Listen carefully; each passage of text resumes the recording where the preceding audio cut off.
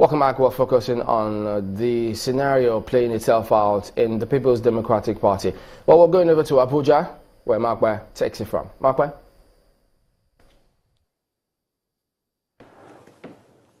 Well, thank you, Chamberlain. We have with us Dr. Cairo Ojougboh, who is the Deputy National Chairman of the PDP. Welcome to Sunrise Daily. Thank you very much. This thing has started again today. Uh-oh. Well, you know, you can just leave it, and then we'll just have our conversation here. If you Okay. you can hear me. I'm sure you can hear me. Yeah, I can hear you clearly. very well, yes. Great. Now, what, first of all, was your reaction when the court ruled, when the appeal court seemed to have ruled in your favor? What I did first was to take my handkerchief as a sign of peace and wave it. You see, that is, let there be peace. Like I said that day, it is not a victory for Modu Sheriff. It is not a victory for McAfee. It's not a victory for the governors. It's a victory for the party, the PDP. And then I said, no victor, no vanquish. And then I also said, and I repeat it today, that this is the singular greatest opportunity for the PDP to rebuild. Before that judgment, we met the two groups because this issue of reconciliation and peace has been ongoing. It has never stopped. At the last meeting we had, it was agreed that every group should go and pledge that whatever the outcome of the Court of Appeal, that all of us should abide by it.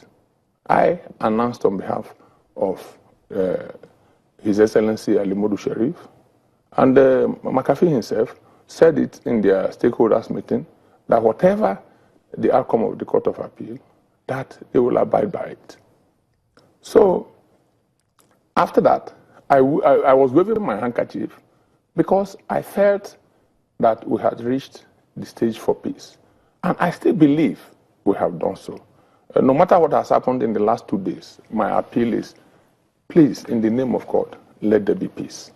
So for you, this is about peace, but for a lot of people, they also saw celebration, even though some people believe that the celebration may be coming a bit too early. You don't think so? No, because I was in court to listen to the judgment. And it is very clear. The issue before the court was this: is it right to obey court order? Two justices said yes, it is right. One said no, you can forget court order. Court order is not important.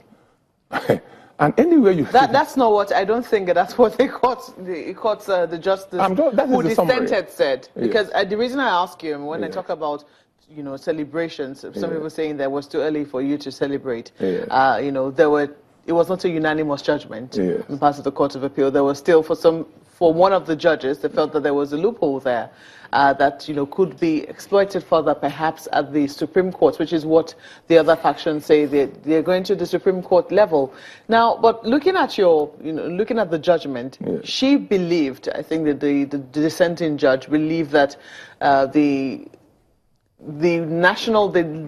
highest organ of the party, which is the convention of the party, was the one who decided in the other party's favor, and that they should be the highest organ of the party. But that's not how the other judges felt. They believe that the PDP did not follow its own processes and procedures. That's along the lines. Well, I summarized what the court said, but let me now explain it further to you.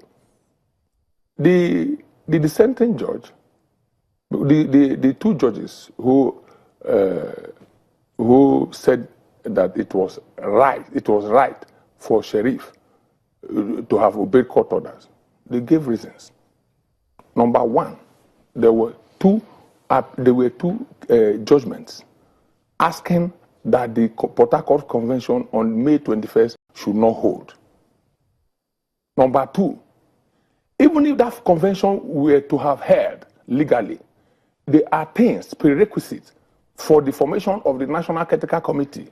One, you must give 21 days notice to the convention. You cannot just wake up and then take that decision. Number two, there must be motion on notice for the formation of the of the critical committee. That wasn't done. And in fact, let me tell you, when you see the full judgment, you will laugh at the position of the dissenting, his lordship, the dissenting judge. But I don't want to go into that. This is not the time. I don't want to join issue with anybody. Because again, I have listened to a lot of people I used to respect. And then see them cast as fashion, the way and manner they talk, governors, former advisors to the president. I mean, there should be some decorum, even in the field of politics. The people we are calling names, a former governor, a two-time governor, a three-time senator. These are not small people.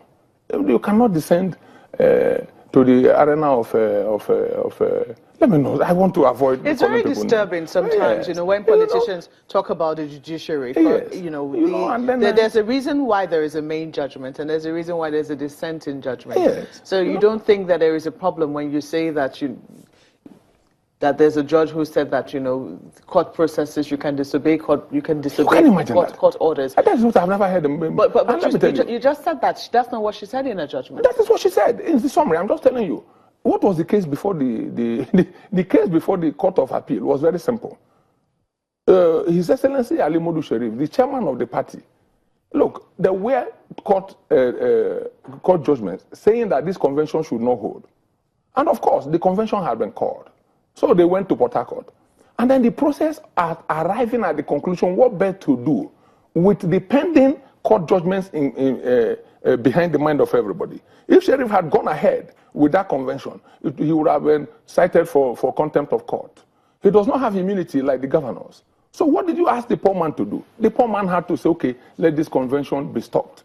And look, my fellow party men, for heaven's sake, Nigerians, PDP people, what are the so-called critical committee people, what are they asking for? They said they want to do a convention. Sharif said yes. Even tomorrow, I'm ready for convention. Let us all go for convention. What are they going to look for in the Supreme Court? We want to build this party. To go to the Supreme Court and back will take us at least 90 days. In 90 days, the destruction that will be seen in PDP can only be imagined. There is no way to hold it. And so the only way forward, and I plead with them with God in my heart, I plead to these people who are saying no, please let us return to the negotiating table. Last night, I spoke with Governor Udom Emmanuel. I appealed to him. Fayose himself, I called him and we have been talking. I have been appealing to Fayose. I said, Fayose, look, God has blessed you. You're already a governor. What are you looking for? Look, if you need this party to survive. And that's where a lot of people believe that you're going to have problems. Because, yes, you have the appeal court ruling, it seems that you have the law on your side, but then they believe that the mainstream of the party is outside the faction. That is very wrong, too. Let me tell you, we went to Delta State last week. We called on the 14th of February, to be specified. We called the grassroots, the political structure in Delta State, to come out.